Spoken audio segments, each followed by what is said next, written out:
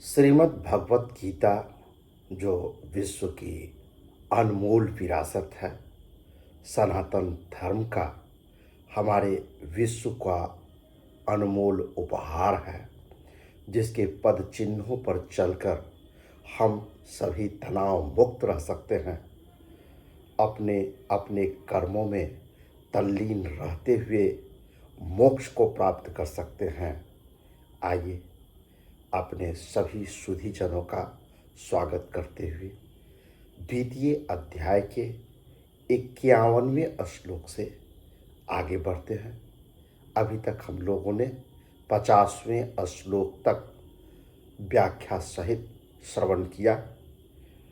भगवान श्री कृष्ण आगे के श्लोकों में अपने पीछे के वक्तव्यों को पुष्ट करने के लिए तर्क प्रस्तुत करते हैं, उदाहरण देते हैं, क्योंकि बिना उदाहरण का अपनी कही बातों को पूरी तरह से हम समझा नहीं पाते हैं। आइए भगवान श्री कृष्ण अब कौन कौन सा उदाहरण दे रहे हैं उसे हम लोग देखें। इससे पहले उन्होंने कर्म योग करने का उपदेश दिया। कहते हैं, कर्मजं बुद्धियुक्ता हि फलं त्यक्त्वा मनीषिणः जन्मबन्ध विनिर्मुक्ता पदं गच्छन्त्यनामयम्। कहते हैं कि कर्मजं बुद्धियुक्ता ही फलं त्यक्त्वा मनीषिणः, अर्थात जो समता से युक्त है वे ही वास्तव में मनीषी हैं, महर्षि हैं और बुद्धिमान भी वही हैं। 18वें अध्याय के 10वें श्लोकों में भी कहे हैं कि जो मनुष्य अकुशल कर्मों से द्वेष नहीं करता और कुशल कर्मों में राग नहीं करता वह मेधावी है, बुद्धिमान है। अकुशल कर्म का मतलब ये कि जो सकाम भाव से कर्म किए जाते हैं, जो दुनियावी काम है, जो हमें मोह के पास में बांध लेता है, बंधन हमें देता है, ऐसे अकुशल कर्म करके भी, और जो कुशल कर्म है, जो निष्काम भाव से समर्पण के भाव को लेकर अपने बिना फल की चिंता किए हुए जो कार्य हैं, जो कुशल कर्म कहलाते हैं, ये दोनों प्रकार के अकुशल या कुशल किसी में वो राग द्वेष के बंधन में नहीं आते हैं, तो सचमुच में हम उन्हें ही बुद्धिमान कहेंगे। कर्म तो फल के रूप में परिणत होता ही है। कहा भी गया है कि जैसा कर्म होगा उसी के अनुरूप हमें फल की भी प्राप्ति होगी। ऐसा नहीं है कि कर्म हम कुछ करें और उसके विपरीत हमें फल प्राप्त हो। जो उसका फल है, कर्म का जो परिणाम है, उससे कोई त्याग नहीं कर सकता, उसे पाना ही पड़ेगा। जैसे कि कोई खेती में पूरी तरह से निष्काम भाव से बीज बोए तो क्या खेती में अनाज होगा? बोया है तो पैदा तो अवश्य होगा। ऐसे ही कोई निष्काम भाव पूर्वक कर्म करता है तो उसको कर्म का फल तो मिलेगा ही, पर वह बंधन कारक नहीं होगा। अतः जहाँ कर्मजन्य फल का त्याग करने का अर्थ है, कर्मजन्य फल की इच्छा, कामना, ममता, वासना का त्याग करना, इसका त्याग करने में सभी समर्थ है। जन्म बंध विनिर्मुक्ता, समता युक्त मनीषी साधक जन्म रूप बंधन से मुक्त हो जाते हैं। कारण कि समता में स्थित हो जाने से उनमें किसी प्रकार का राग, द्वेष, कामना, वासना, ममता, ये सब दोष किंचन मात्र भी नहीं रहता। अतः उनके पुनर्जन्म का कोई कारण ही नहीं रहता। जन्म मरण के बंधन से सदा के लिए वह मुक्त हो जाता है। पदम गच्छन्त्य नामयम, यहाँ पर आमय शब्द का प्रयोग है। ये आयम का नाम जो है रोग है। आयम रोग को कहते हैं। और कोई भी रोग, जैसा कि हम सभी जानते हैं, एक प्रकार का विकार है जिसमें किंचन मात्र भी विकार नहीं हो, उसको अनामय अर्थात निर्विकार कहते हैं। अन जोड़ आमय, अनामय। समता युक्त मनीषी लोग ऐसे निर्विकार पद को प्राप्त हो जाते हैं। इसी निर्विकार पद को 15वें अध्याय के 5वें श्लोक में अव्यय पद और 18वें अध्याय के 56वें श्लोक में शाश्वत अव्यय पद नाम से कहा गया है। यद्यपि गीता में सत्व गुण को भी अनामय कहा गया है 14वें अध्याय के 6ठे श्लोक में, पर वास्तव में अनामय निर्विकार तो अपना स्वरूप अर्थात परमात्मा का ही स्वरूप है, क्योंकि वह गुणातीत तत्व है जिसको प्राप्त होकर फिर किसी को जन्म मरण के चक्कर में नहीं पड़ना पड़ता। परमात्म तत्व की प्राप्ति में हेतु होने से भगवान ने सत्व गुण को भी अनामय कह दिया है। अनामय पद को प्राप्त होना क्या है? प्रकृति विकारशील है तो उसका कार्य शरीर संसार भी विकारशील होगा। स्वयं निर्विकार होते हुए भी जब यह विकारी शरीर के साथ तादात्म्य कर लेता है तो वह अपने को भी विकारी मान लेता है।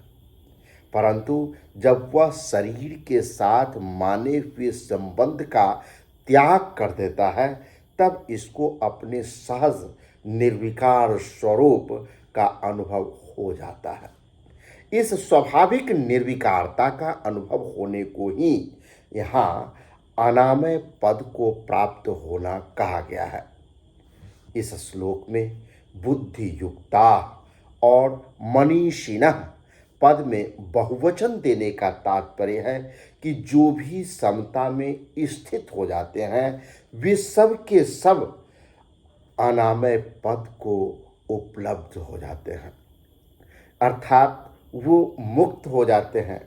उनमें किसी भी प्रकार का कोई विकार नहीं होता है, उनमें बाकी कुछ नहीं रहता है, वे मुक्त हो जाते हैं। इस तरह समता अनामय पद को प्राप्त करने का इंडिकेटर है, सूचक है।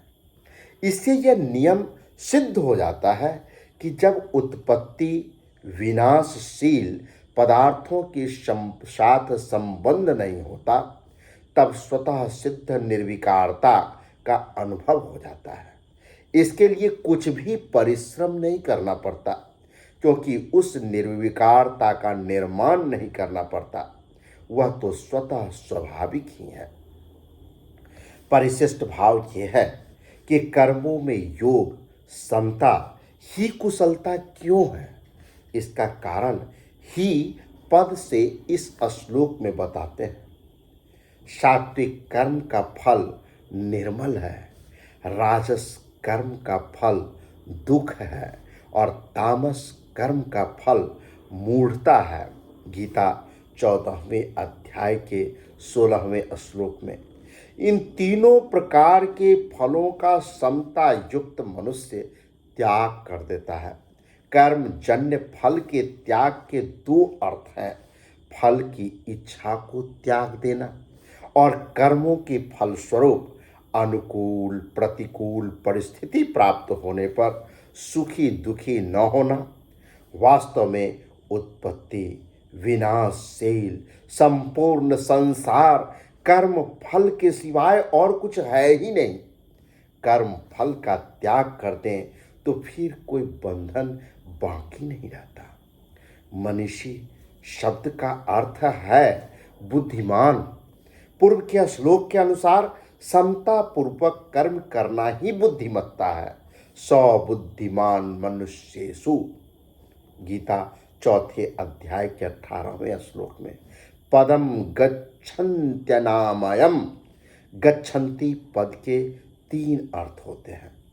गच्छति, गच्छतः, गच्छन्ति, ये प्रथमा के बहुवचन में है, गच्छ धातु का रूप।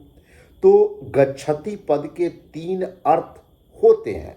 पहला ये होता है ज्ञान होना, दूसरा गमन करना, और तीसरा होता है प्राप्त करना।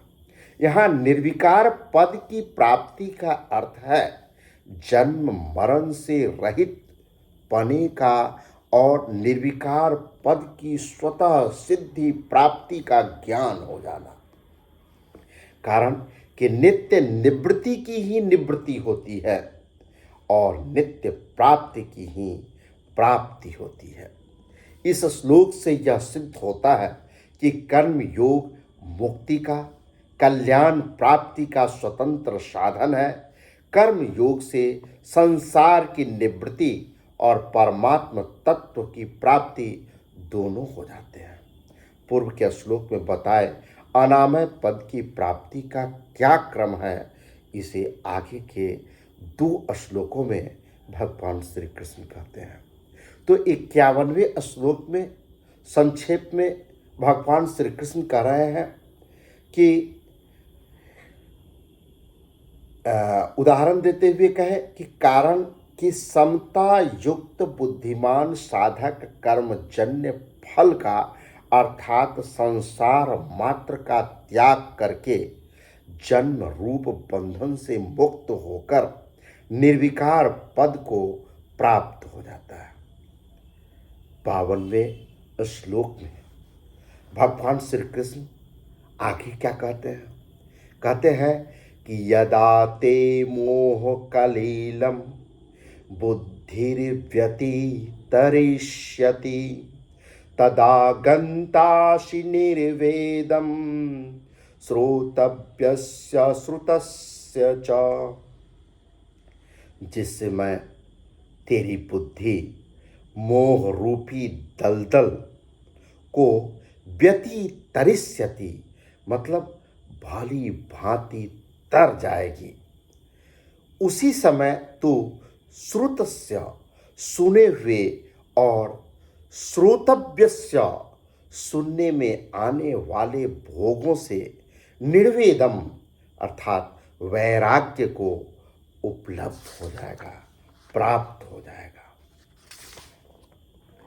व्याख्या करते हुए टीकाकार कहते हैं कि यदा ते मोह कलीलम बुद्धिर्व्यति तरिष्यति अर्थात शरीर में अहंता और ममता करना तथा शरीर संबंधी माता पिता भाई भौजाई स्त्री पुरुष वस्तु पदार्थ पिता पुत्र आदि में ममता करना ही मोह है।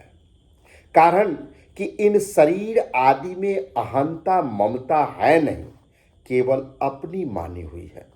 अनुकूल पदार्थ वस्तु व्यक्ति घटना आदि के प्राप्त होने पर प्रसन्न होना और प्रतिकूल पदार्थ वस्तु व्यक्ति आदि के प्राप्त होने पर उद्विग्न होना, संसार में परिवार में विषमता पक्षपात मार्त्स्य आदि विकार का होना, यह सब का सब कलिल अर्थात दलदल है। इस मोह रूपी दलदल में जब बुद्धि फंस जाती है तब मनुष्य किंग कर्तव्य विमूढ़ हो जाता है। किंग कर्तव्य विमूढ़ का मतलब क्या करें और क्या नहीं करें असमंजस में पड़ जाता है, वो निर्णय नहीं ले पाता है। फिर तो स्थिति ऐसी आती है कि उसे कुछ सूझता ही नहीं है। यह स्वयं चेतन होता हुआ भी शरीर आदि जड़ पदार्थों में अहंता ममता करके उनके साथ अपना संबंध मान लेता है, पर वास्तव में यह जिन जिन चीजों के साथ संबंध जोड़ता है वे चीजें इसके साथ सदा नहीं रह सकती और यह भी उनके साथ सदा नहीं रह सकता, परंतु मोह के कारण इसकी इस तरफ दृष्टि ही नहीं जाती। प्रत्युत यह अनेक प्रकार के नए नए संबंधों को जोड़कर संसार में अधिक से अधिक दलदल में उतरता चला जाता है और जाने अनजाने उसमें फंसता चला जाता है। दलदल के बारे में कहा जाता है कि जितना ही उसमें से निकलने का प्रयास करता है उतना ही और उस दलदल में फंसता चला जाता है। मोह रूपी संसार को टीकाकार यहाँ दलदल से उदाहरण दे रहे हैं, उपमा दे रहे हैं। जैसे मान लीजिए कि कोई राही है, वह अपने गंतव्य स्थान पर जाने से पहले ही रास्ते में ही अपना डेरा डाल देता है और खेलने कूदने लगता है, हंसी करने लगता है, दिल लगी करने लगता है और इसी सब समय में इसी सब को करते हुए अपने महत्वपूर्ण समय को बिता देता है और गंतव्य स्थान पर निर्धारित समय पर नहीं पहुंच पाता। ऐसे ही मनुष्य यहाँ के नाशवान पदार्थों का संग्रह करने में और उनसे सुख लेने में तथा व्यक्ति परिवार आदि भी ममता करके उनसे सुख लेने में लग गया। यही इसकी बुद्धि का मोह रूपी कलिल में फंस जाना है। हमें शरीर में अहंता ममता करके तथा परिवार में ममता करके यहाँ थोड़े ही बैठे रहना है, इनमें ही फंसकर रहकर अपनी वास्तविक उन्नति से वंचित थोड़े ही रहना है। हमें तो इनमें न फंसकर अपना कल्याण करना है, ऐसा दृढ़ निश्चय हो जाना ही बुद्धि का मोह रूपी दलदल से तरना है।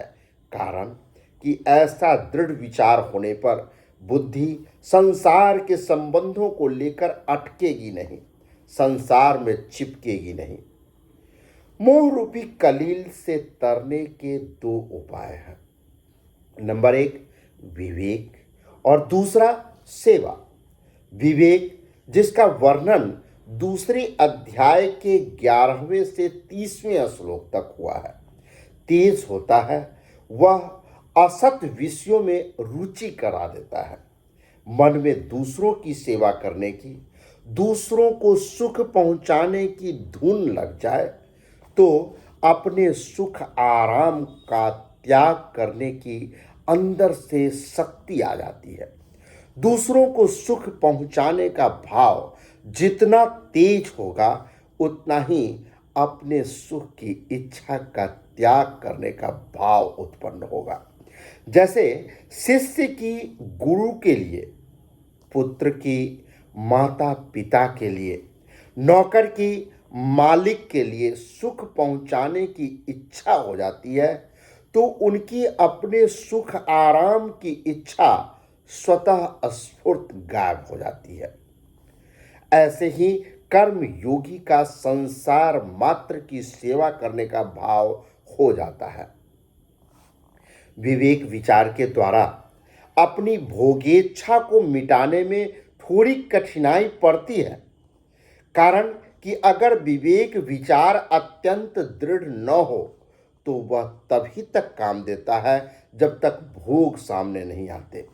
जब भोग सामने आते हैं तब साधक प्रायः उनको देखकर विचलित हो जाता है, परंतु जिसमें सेवा भाव होता है उसके सामने बढ़िया से बढ़िया भोग आने पर भी वह उस भोग को दूसरों की सेवा में लगा देता है। अतः उसकी अपने सुख आराम की इच्छा सुगमता से मिट जाती है। इसलिए भगवान ने सांख्य योग की अपेक्षा कर्म योग को श्रेष्ठ 5वें अध्याय के 2 श्लोक, सुगम 5वें अध्याय के 3 श्लोक एवं जल्दी सिद्धि देने वाला 5वें अध्याय के 6 श्लोक में विस्तार से बताया है। तदा गंतसि निर्वेदम श्रोतव्यस्य श्रुतस्य च, अर्थात मनुष्य ने जितने भोगों को सुन रखा है, भोग लिया है, अच्छी तरह से अनुभव कर लिया है, वे सब भोग यहाँ श्रुतस्य पद के अंतर्गत आता है। स्वर्गलोक, ब्रह्मलोक आदि के जितने भोग सुने जा सकते हैं, वे सब भोग यहाँ श्रोतव्यस्य पद के अंतर्गत है। यहाँ श्रुतस्य और श्रोतव्यस्य पद स्पर्श, शब्द, रूप, रस और गंध, इन 5 विषयों के उपलक्षण हैं। जब तेरी बुद्धि मोह रूपी दलदल को तर जाएगी, तब इन श्रुत, अहलौकिक और श्रोतव्य पारलौकिक भोगों से, विषयों से तुझे वैराग्य स्वतः हो जाएगा। तात्पर्य यह है कि जब बुद्धि मोह कलिल को तर जाती है, तब बुद्धि में तेजी से विवेक का जागृति हो जाता है। यह संसार प्रतिक्षण बदल रहा है और मैं वही रहता हूँ, अतः इस संसार में मुझे शांति कैसे मिल सकती है, मेरा अभाव कैसे मिट सकता है। तब श्रुत और श्रोतव्य जितने विषय हैं, उन सब से स्वतः वैराग्य हो जाता है।